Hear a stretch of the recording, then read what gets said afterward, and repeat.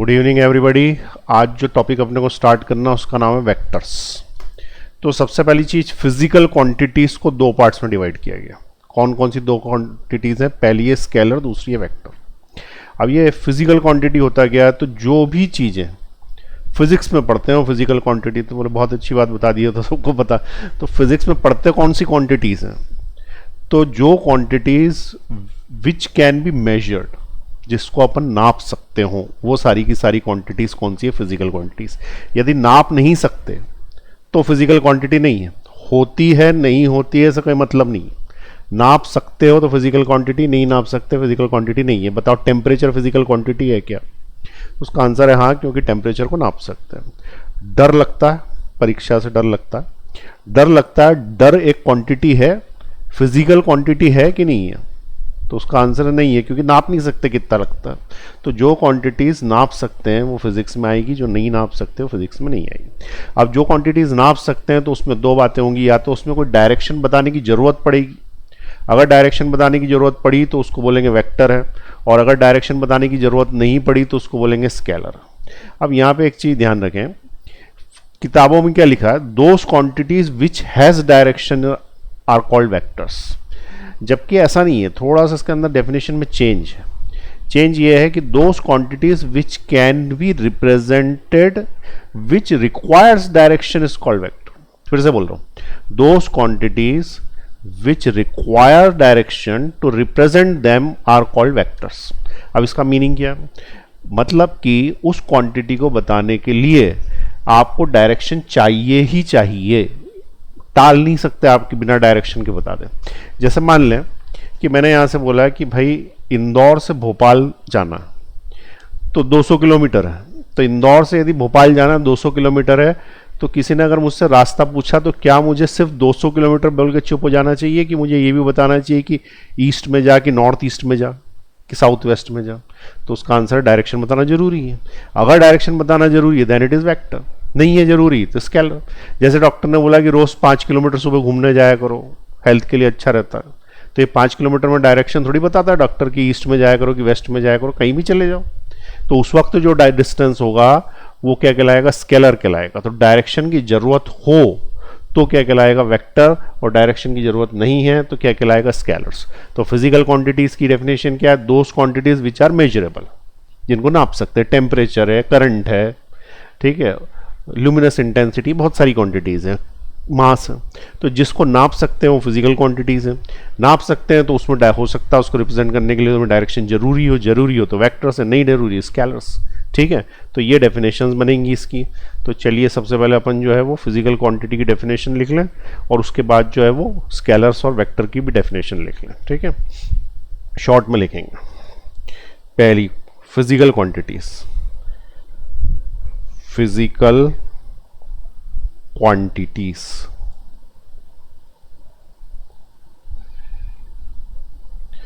those quantities which are क्या? Measurable. Measurable, जिसको नाप सकते हैं, आर कॉल्ड फिजिकल क्वांटिटी। कोई पूछेगा एग्जाम्पल, तो उसका आंसर होगा डिस्टेंस। डिस्टेंस नाप सकते हो, टाइम नाप सकते हो।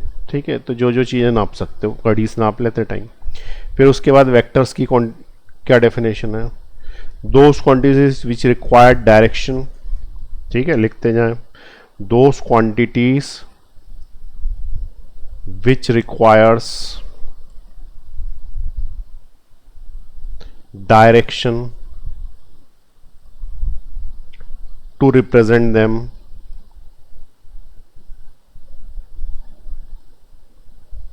are called physical quantities, are called vectors, are called vectors. ठीक है, example, displacement. Displacement is a vector quantity. ठीक है, displacement is a vector quantity, उसको बताना पड़ेगा डायरेक्शन। ऐसे कैसे? वेलोसिटी भी वेक्टर है, फोर्स भी वेक्टर है। फोर्स को भी दिखाना पड़ता है कि किस डायरेक्शन में लग रहा है, भाई ईस्ट में लग रहा है कि नॉर्थ में लग रहा है, कितने न्यूटन का लग रहा है। तो इसमें those quantities which has magnitude as well as direction, ठीक है, are called vectors. Those quantities which require direction to represent them are called vectors. They have magnitude. They have magnitude तो होता ही है, ठीक है। और अगर सिर्फ स्केलर्स पूछेगा, स्केलर्स, तो those quantities which has magnitude, magnitude तो दोनों में होता है। मैग्नीट्यूड का मतलब वैल्यू, जैसे अपन ने बोला 5 न्यूटन, तो कुछ तो बताना पड़ेगा ना, 5 किलो शक्कर लानी है जो भी, तो 5 या 6 जो भी है वो है magnitude. Those quantities which has magnitude and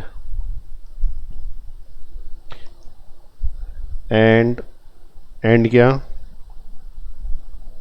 direction is not required, direction is not required to represent them,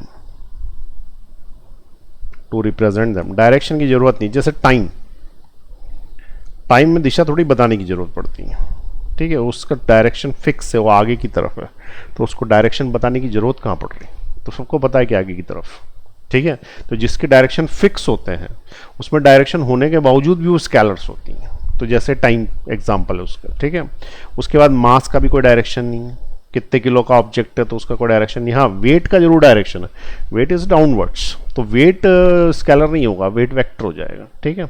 उसके बाद जो है एरिया थोड़ा डिस्प्यूटेड है, एरिया वेक्टर भी हो सकता है, अभी बताऊंगा। वॉल्यूम, ठीक है। तो ये जो एरिया है इसको वेक्टर के रूप में भी लेते हैं हम 12th क्लास में, तो उस वाले केस में हम कुछ क्वांटिटीज़ को जो है डायरेक्शन असाइन कर देते हैं, और अगर हमने डायरेक्शन असाइन कर दिया तो फिर वो वेक्टर्स में चला जाएगा। तो एरिया जो है वो वेक्टर क्वांटिटी है, क्यों है ये अभी लास्ट में इसी में मैं प्रूव करके भी बता दूंगा, ठीक है। अगर कोई पूछे कि एरिया कैसी क्वांटिटी है तो एरिया को वेक्टर में डालना। चलिए अब उसके बाद आगे बढ़ाएं, तो वेक्टर्स को हमने बोला कि डायरेक्शन चाहिए, तो रिप्रेजेंट कैसे करोगे वेक्टर को, तो डायरेक्शन जिधर हो उधर एक तीर लगा दो, रिप्रेजेंट हो जाएगा, ठीक है।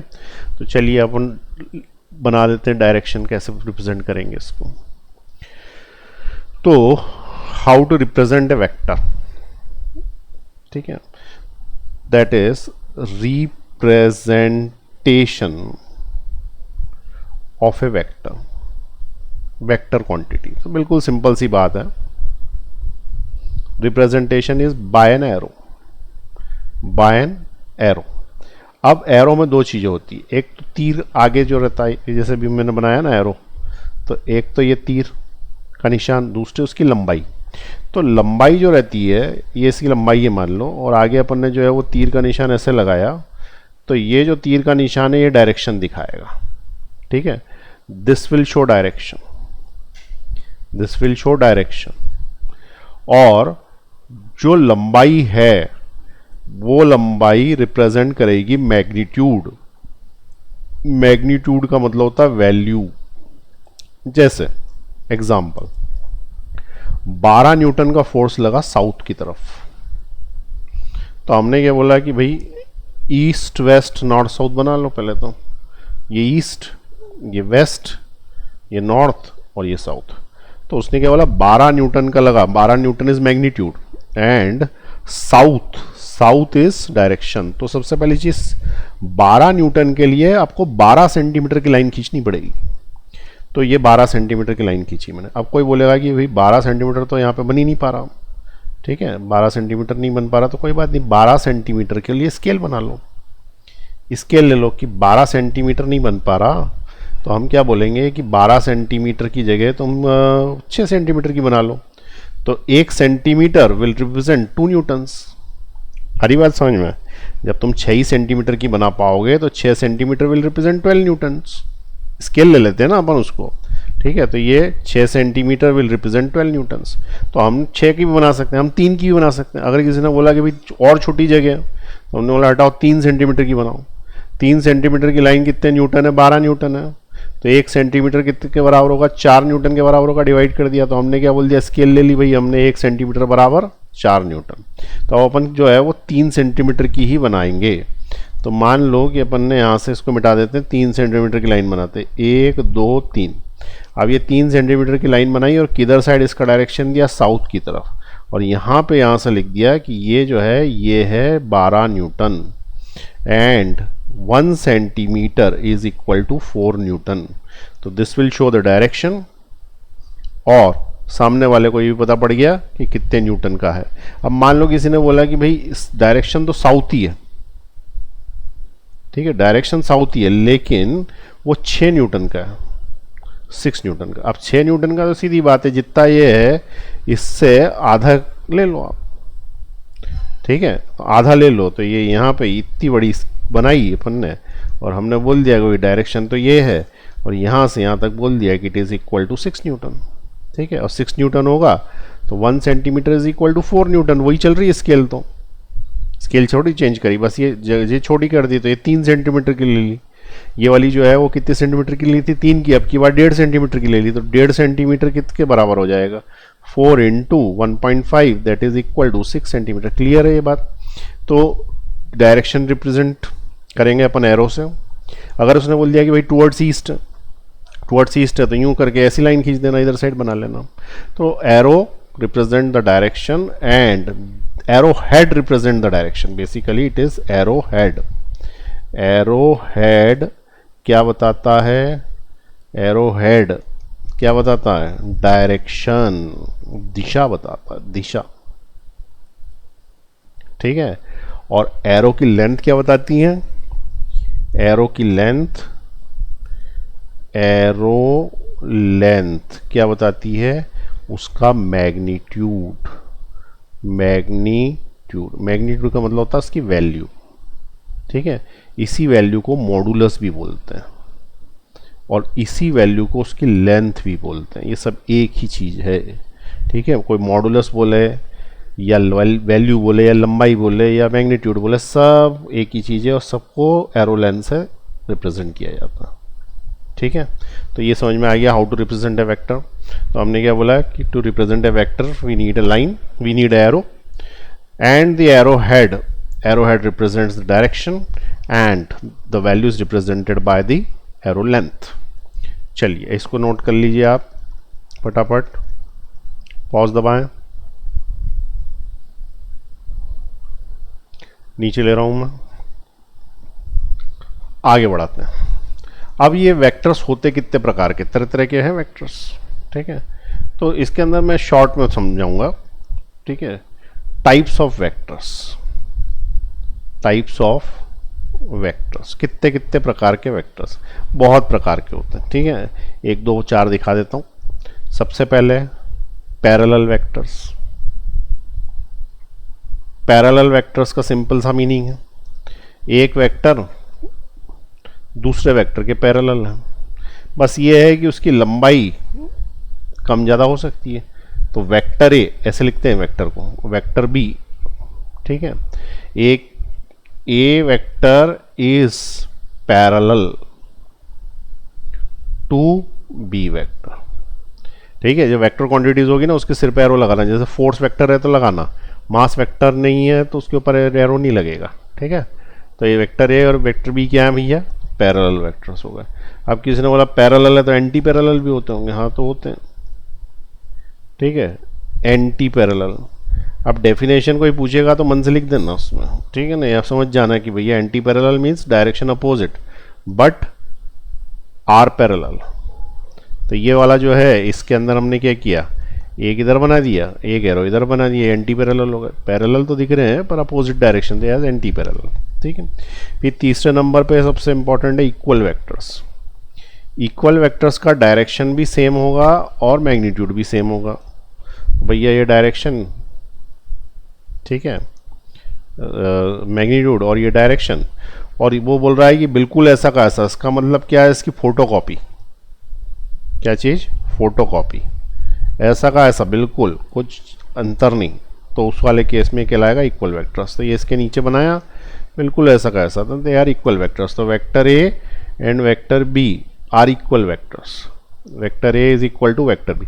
अब एक चीज़ ध्यान रखना, अगर इसकी सिर्फ वैल्यू की बात कर रहा है कि ये है कितना लंबा, तो उसको बोलते हैं मॉडुलस, और मॉडुलस को अपन बोलते हैं ऐसा मॉड लगा देते हैं। इसका मतलब अपन अभी लेंथ की बात कर रहे हैं उसकी, तो इनकी लेंथ भी सेम होगी।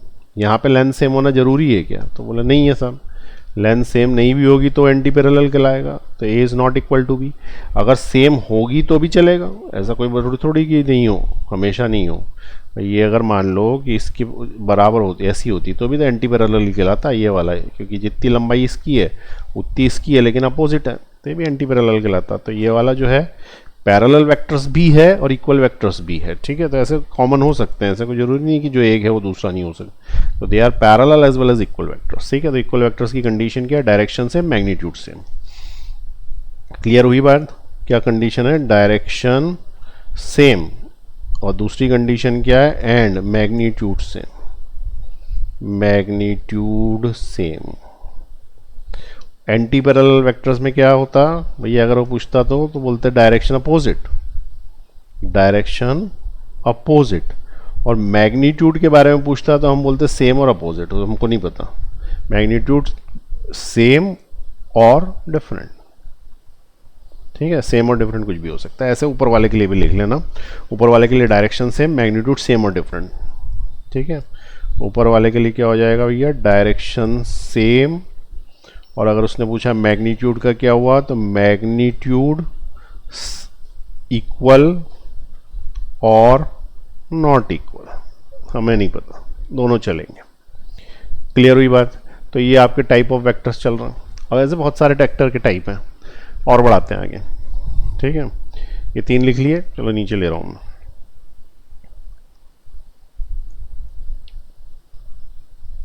कोलिनियर वेक्टर्स, तो सीधी बात है, कोलिनियर लाइंस होंगी। कोलिनियर लाइंस ऐसी होती हैं, ए लाइन और एक और लाइन ऐसी की ऐसी चली, तो ये वाला जो है, ये दोनों कोलिनियर वेक्टर्स हो गए, ठीक है। तो vector A is collinear with be on same line, on same line.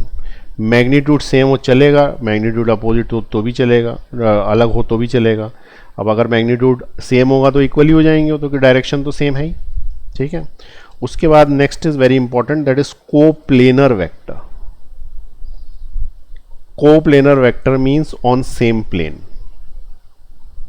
Plane का मतलब क्या है? एरोप्लेन, ठीक है। टाटा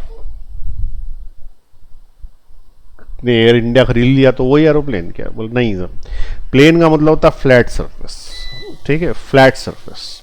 तो जो सेम प्लेन में होंगे वो क्या कहलाएंगे? Coplanar vectors. तो ये प्लेन को अपन कैसे रिप्रेजेंट करेंगे? तो जैसे ये यहाँ से यहाँ तक है, ये फ्लैट सरफेस है, और इसी के ऊपर 2 वेक्टर्स पड़े हुए हैं। तो एक वेक्टर जैसे ये पड़ा है, और एक वेक्टर इधर साइड कहीं पे पड़ा है, लेकिन है एक ही फ्लैट सरफेस पे, तो वो क्या कहलाएंगे? Coplanar vectors. क्लियर हुई ये बात? अब मेरे जो है वो चेहरा दिख नहीं रहा है क्लियरली, तो लाइट चली गई है। तो अब अपन इसको सेकेंड पार्ट में पढ़ेंगे। तो ये टाइप्स ऑफ वेक्टर्स तक समझ में आ गया सभी को? चलिए।